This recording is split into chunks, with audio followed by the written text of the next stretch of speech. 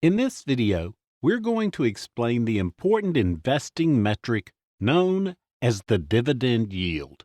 The dividend yield is simply the sum of a company's annual dividend payments divided by its share price, represented as a percentage. It represents the dividend-only return of a stock investment. For example, if a company paid out 59 cents per quarter in dividends, we would multiply 59 cents by 4 to get its annual dividend payment of $2.36.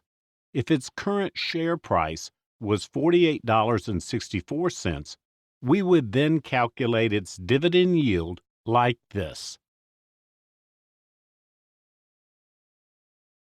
If a company pays out a monthly dividend, we would simply multiply its monthly dividend payment by 12 to get its annual dividend payment, and then divide that number by the current share price and multiply the resulting quotient by 100 to get our annualized dividend yield.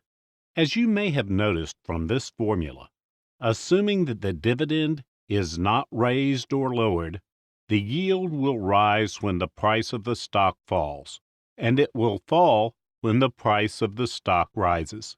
Because the dividend yield changes with the stock price, it often looks unusually high for stocks that are falling quickly. This point leads us to an important distinction that can often confuse investors: dividend yield versus yield on cost.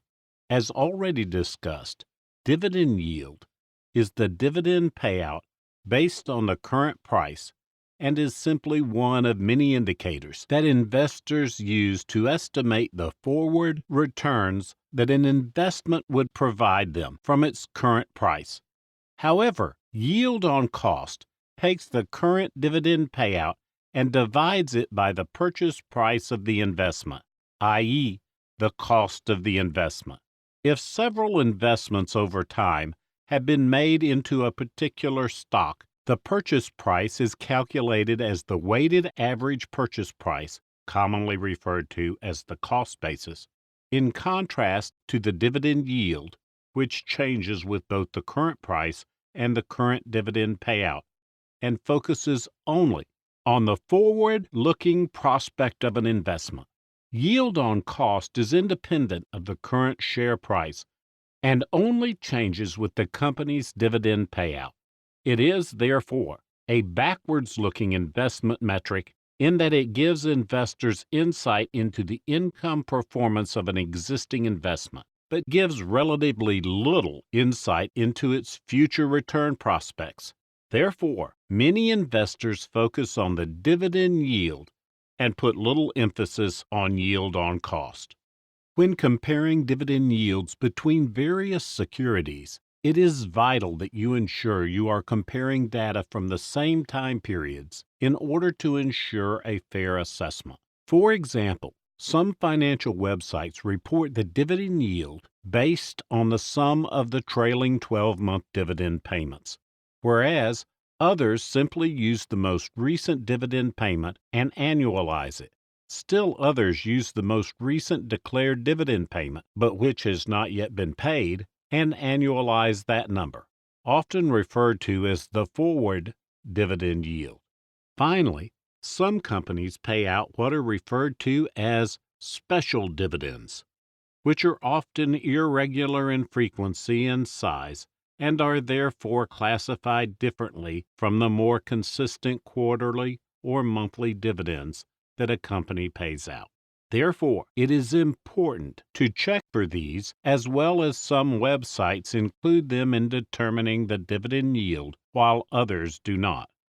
While many investors love dividend payments, and for good reason, due to the psychological and financial benefits of regular cash flow returns on investment, they are not the only form of investment return in the stock market.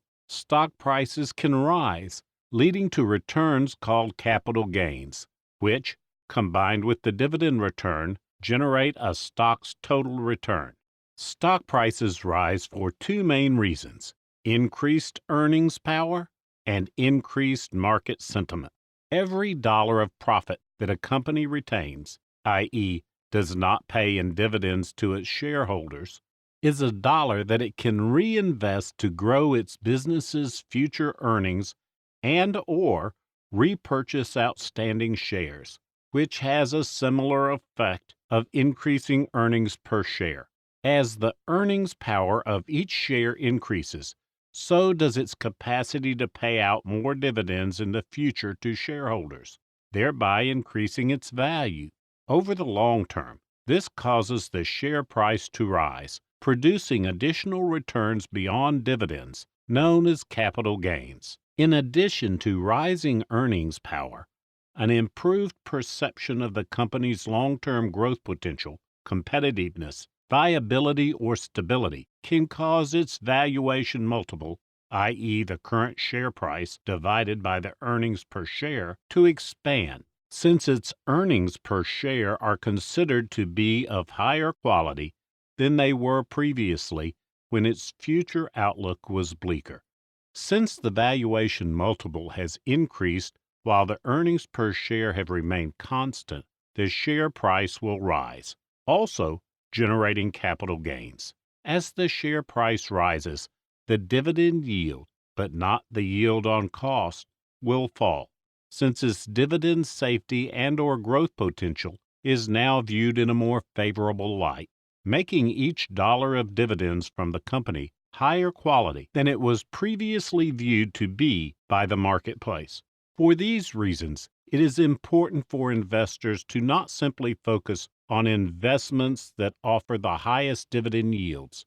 While high dividend yields do mean higher short-term cash income, yields that are too high often place an excessive burden on companies since they do not retain enough cash flows to continue to grow and strengthen their business.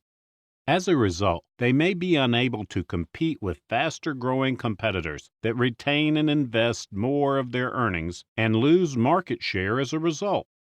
This would have an adverse impact on the total return of an investment by causing the higher-yielding company's valuation multiple to shrink and even reduce its earnings per share.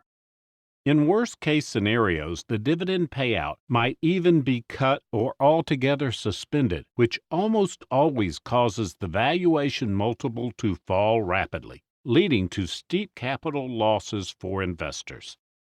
A classic recent example of this principle was a real estate investment trust called Unity Group. It was paying out nearly all of its earnings, leaving little left over for growth investments. As a result, it failed to adequately diversify its assets away from its primary tenant, Windstream. While it paid out a dividend that yielded in the teens, and the business metrics appeared sound, when its primary tenant declared bankruptcy a month ago, Unity Group was left with little choice but to dramatically cut its dividend, and shareholders saw the market price of their shares cut in half. In hindsight, it would have been far better for the company to pay a lower dividend yield and invest more of its earnings into growing the business to the point where the Windstream bankruptcy would not have caused such a shock to its business model. To review, the dividend yield is a reflection of the forward dividend return that a certain investment will provide as its current price. However, there are numerous ways of determining dividend payout, so investors should check the company's dividend data for themselves when comparing dividend yields between different investment options. Additionally, dividends are not the only source of investment return, and in fact, can often seduce investors into picking high-risk investments. So, it is prudent to conduct a holistic analysis of a business rather than just picking it based on the attractiveness of its dividend yield. Thank you for watching today's video, which explained dividend yield.